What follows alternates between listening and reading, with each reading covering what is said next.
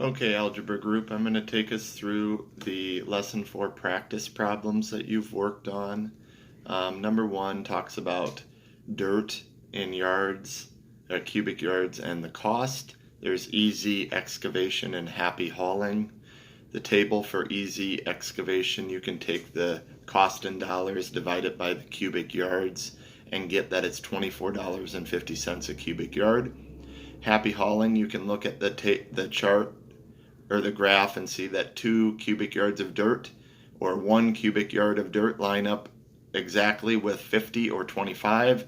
So that shows that 1 yard of dirt is $25. So when you go through 1, 2, 3, and 4, number 1, I would go with easy excavation because it's underneath your bill. Let's see here. Number 2,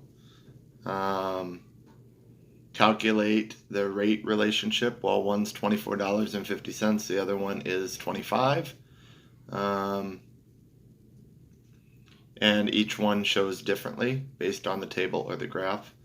Number 3, I would go with easy excavation because it's $980, which is under your $1,000 budget. Number 2, when you figure this out, Andre in 5 hours does 6,000 steps 6 times, so that's 36,000 steps. Priya, you use her equation, and she does 35,400 steps. So Andre does 600 more steps. Number 3 is a little bit difficult, but you need to pay attention to your slope.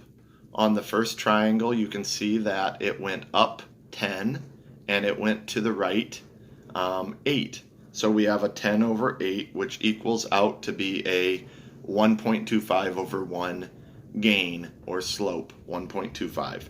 So what I can do is I see that D is moved to the y-axis, which would make the coordinates for x 0.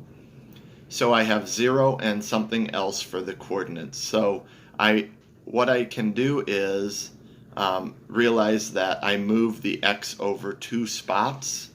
So I could take away 1.25 twice, and it would then become the x would be 0. So from 2 to it would become 0, and from 10 you would take away 1.25 twice. So you'd have a coordinates of 0, 7.5 for that first one.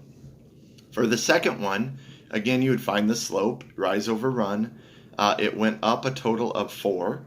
It went over a total of 6. So 4 over 6, which is 2/3.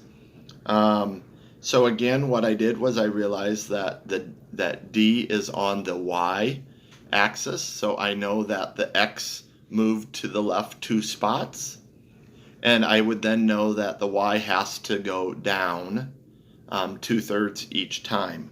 So if I took 7, which was the y, and took it down 2/3 2 different times, I would end up with the x at 0, so 0, and then it would end up being, got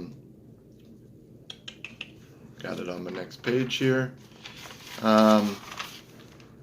it would end up being 5 and 2/3, because if you had 7 minus 2/3, that would equal 6 and 1/3, and if you took away 2/3 again, it would equal 5 and 2/3. So 0, 5 and 2/3. On number 4, which ones have the slope 2 over 3? So if you look at them, they give you coordinates. So on A, you can see that the x goes over 2 and the y goes up 3. So that would be a 3 over 2 slope. So that is not correct. B shows you that the x goes over 3 spots and the y goes up 2. So that's 2 over 3. That is correct. So when you do that, you can figure out that B, C, and D are all correct. So like D, when you look at it, it goes over 6 spots and it goes up 4 spots. Well, that's 4 over 6, which is the same as 2 over 3. Hopefully that helps you with understanding this. I appreciate everyone that's been giving this a try. I know number 3 gave a lot of people trouble. Hopefully you understand that. If not, ask me and I will post another video with some detailed drawings to kind of help you out. Thanks, guys.